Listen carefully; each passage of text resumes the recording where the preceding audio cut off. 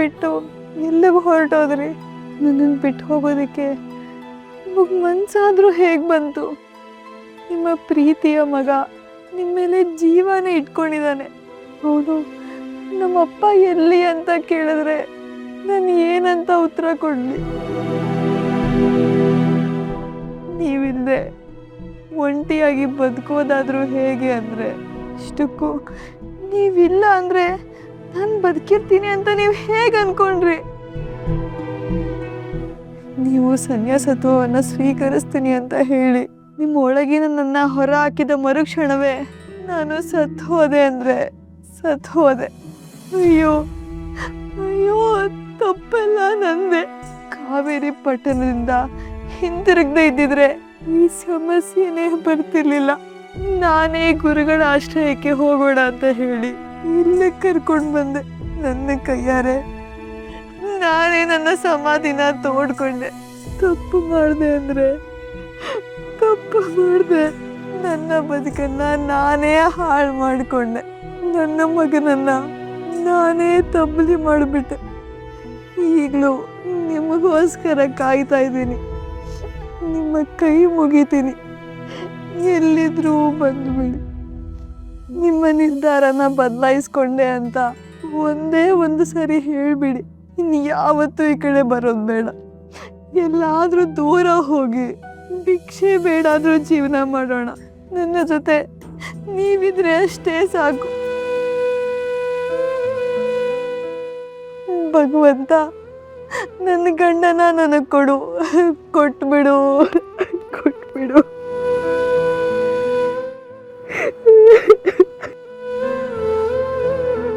ಸರಸ್ವತಿ, ಅದ್ಗೆ ಅದ್ಗೆ ಅದ್ಗೆ ಬಂದ್ರ? ನಿಮ್ಮ ತಮ್ಮ ಸನ್ಯಾಸಿ ಆಗ್ತೀನಿ ಅಂತಿದ್ದಾರೆ. ಅದ್ಗೆ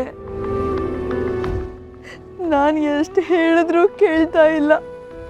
ನೀವಾದರೂ ಅವ್ರಿಗೆ ಬುದ್ಧಿ ಹೇಳಿ. ನಿಮಗೆ ಗೊತ್ತು ನಾನು ಅವ್ರ ಮೇಲೆ ಪ್ರಾಣನೇ ಇಟ್ಕೊಂಡಿದ್ದೀನಿ ಅಂತ. ಅವರಿಲ್ಲದೆ ನನ್ನಿಂದ ಬದುಕೋಕ್ಕಾಗಲ್ಲ. ಅದ್ಗೆ ನನಗವ್ರು ಬೇಕು. ನಾನು ಸಾಯೋವರೆಗೂ ಅವ್ರು ನನ್ನ ಜೊತೆಗೆ ಇರಬೇಕು. ನಾನು ಮುತ್ತೈದೆಯಾಗಿರುವಾಗಲೇ ಅವ್ರ ತೋಳಲ್ಲಿ ತಲೆ ಇಟ್ಟು ಸಾಯಬೇಕು. ಈಗ ನೋಡಿದ್ರೆ ನನ್ನನ್ನೇ ಬಿಟ್ಟು ಹೋಗ್ತೀನಿ ಅಂತಿದ್ದಾರೆ. ದಯವಿಟ್ಟು ಬೇಡ ಅಂತ ಹೇಳಿ. ಅದ್ಗೆ ಅಕ್ಕ, ಕಮಲಕ್ಕ, ನಿಮ್ಮ ಕಂಡ್ರೆ ಅವರು ತುಂಬ ಗೌರವ. ಅವರು ನನ್ನ ಅತ್ತಿಗೆ ಅಲ್ಲ, ತಾಯಿ ಅಂತ ಹೇಳ್ತಿರ್ತಾರೆ. ನನ್ನನ್ನು ಮಗನಿಗಿಂತ ಹೆಚ್ಚಾಗಿ ಸಾಕಿದ್ದಾರೆ ಅಂತ ಯಾವಾಗಲೂ ಹೇಳ್ತಿರ್ತಾರೆ. ತಾಯಿ ಮಾತನ್ನ ಮಗ ಕೇಳ್ತಾರೆ ಅಲ್ವಾ ಅಕ್ಕ? ನೀವಾದರೂ ಹೇಳಿ ಅಕ್ಕ, ಸರಸ್ವತಿನ ಬಿಟ್ಟು ಹೋಗಬೇಡ ಅಂತ.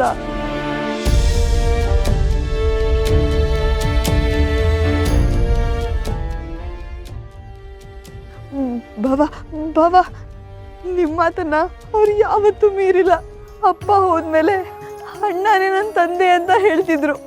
ನಿಮ್ಮನ್ನ ದೇವ್ರ ಥರ ಪೂಜೆ ಮಾಡ್ತಾರೆ. ನೀವಾದರೂ ಹೇಳಿ ಬಾವ, ಸನ್ಯಾಸತ್ವ ಸ್ವೀಕಾರ ಮಾಡೋದು ಬೇಡ ಅಂತ.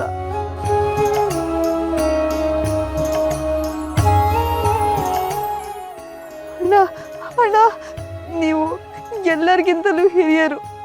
ಎಲ್ಲರೂ ನಿಮಗೆ ಗೌರವ ಕೊಡ್ತಾರೆ. ಮೇಲಾಗಿ ನೀವು ಅವ್ರ ಗುರುಗಳು. ಅವ್ರು ಇವತ್ತು ಏನೇ ಆಗಿದ್ರು ಅದಕ್ಕೆಲ್ಲ ನೀವೇ ಕಾರಣ. ತಂದೆ ತಾಯಿ ಮಾತು ಕೇಳಿದವರು ಗುರುಗಳ ಮಾತಿಗೆ ಬೆಲೆ ಕೊಡ್ತಾರೆ. ಗುರುಗಳು ಹೇಳಿದ್ರು ಅಂತ ಏಕಲವ್ಯ ತನ್ನ ಹೆಬ್ಬೆರಳನ್ನೇ ಕತ್ತರಿಸ್ಕೊಟ್ಟ.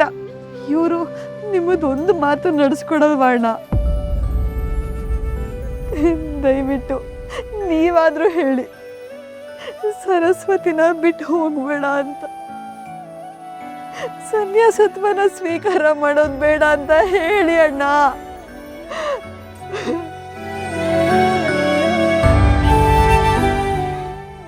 ಹೇಳೋದಕ್ಕೆ ಏನು ಉಳಿದಿಲ್ಲ ಮಗಳೇ. ಪರಮಾಂಸ ಪೀಠಾಧಿಪತಿಯಾಗಿ ದೀಕ್ಷಾ ಕಾರ್ಯ ಮುಂದೋಯ್ತು. ನಿಮ್ಮಿಬ್ಬರು ಋಣ ಇದ್ದಿದ್ದೇ ಇಷ್ಟು ತಾಯಿ. ಎಲ್ಲವೂ ದೈವ ಸಂಕಲ್ಪ ಅಂತ ತಿಳ್ಕೊಂಡು ಮನಸ್ಸನ್ನ ಗಟ್ಟಿ ಮಾಡ್ಕೊಳಮ್ಮ ಸರಸ್ವತಿ. ಸರಸ್ವತಿ, ಮನೇಲಿ ಮಗ ಒಂದೇ ಸಮನೆ ಅಮ್ಮ ಅಮ್ಮ ಅಂತ ಅಳ್ತಾ ಇದ್ದಾನೆ. ಅವನಿಗೋಸ್ಕರನಾದರೂ ನೀನು ಕಲ್ಲಾಗಲೇಬೇಕು.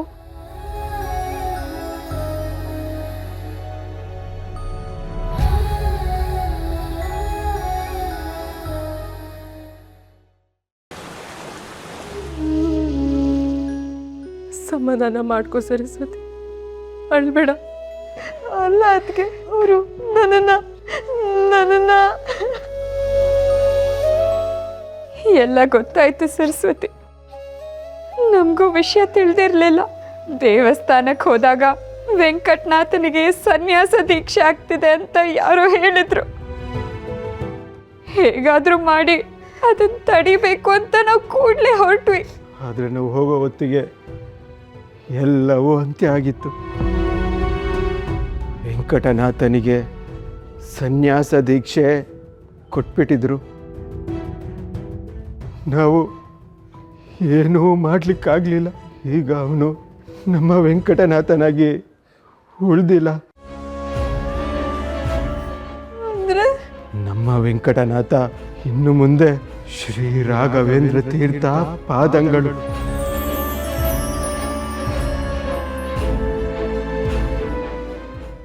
ವೇದಾಂತ ಸಾಮ್ರಾಜ್ಯದ ಅಧಿಪತಿ. ಇನ್ನು ನಿನಗಾಗ್ಲಿ ನಮಗಾಗ್ಲಿ ಅವರೊಂದಿಗೆ ಯಾವುದೇ ಸಂಬಂಧವಿಲ್ಲ, ಯಾವ ಅನುಬಂಧವೂ ಇಲ್ಲ. ಎಲ್ಲ ಋಣಗಳು ಮುಗ್ದೋಯ್ತು. ಏನ್ ಹೇಳ್ತಿದ್ದೀರಪ್ಪವ? ಹೌದಮ್ಮ ಸರಸ್ವತಿ, ಈಗ ಅವರು ನಮ್ಮ ಹೊಡೆ ಹುಟ್ಟಿದವರಲ್ಲ, ನಿನ್ನ ಗಂಡ ಅಲ್ಲ, ವೇದಾಂತ ವಿದ್ಯೆ ಸಾಮ್ರಾಜ್ಯ ಅಧಿಪತಿ. ಅದ್ರ ಬಗ್ಗೆ ನಾವೀಗ ಹೆಮ್ಮೆ ಪಡಬೇಕು. ಈಗ ನೀನು, ಲಕ್ಷ್ಮೀನಾರಾಯಣ, ನಾವು ಅವರಿಲ್ಲದೆ ಅನಾಥರು. ಇದ್ರ ಬಗ್ಗೆ ದುಃಖ ಪಡಬೇಕಾ ಸಂತ ಪಡಬೇಕಾ ಗೊತ್ತಾಗ್ತಾ ಇಲ್ಲ. ಹೇ ಹರಿ ದೇವ್ರೇ, ಸಹಿಸ್ಕೋಬೇಕು ಸರ್ಸು, ಕಂಗಾಲಾಗಬೇಡ. ನಿನ್ನ ಪರಿಸ್ಥಿತಿ ನಮಗೆ ಅರ್ಥ ಆಗುತ್ತೆ, ಆದರೆ ಏನು ಮಾಡೋಕ್ಕಾಗೋದಿಲ್ಲ. ದೊಡ್ಡ ಗುರುಗಳು ಸುಧೀಂದ್ರ ತೀರ್ಥರನ್ನ ಭೇಟಿ ಮಾಡಿ ಮಾತಾಡಿದ್ವಿ. ನಮ್ಮ ದುಃಖನೆಲ್ಲ ತೋಡ್ಕೊಂಡ್ವಿ. ಅವರು ಎಲ್ಲ ವಿಧಿ ಲಿಖಿತ ಅಂತ ಹೇಳಿದ್ರು.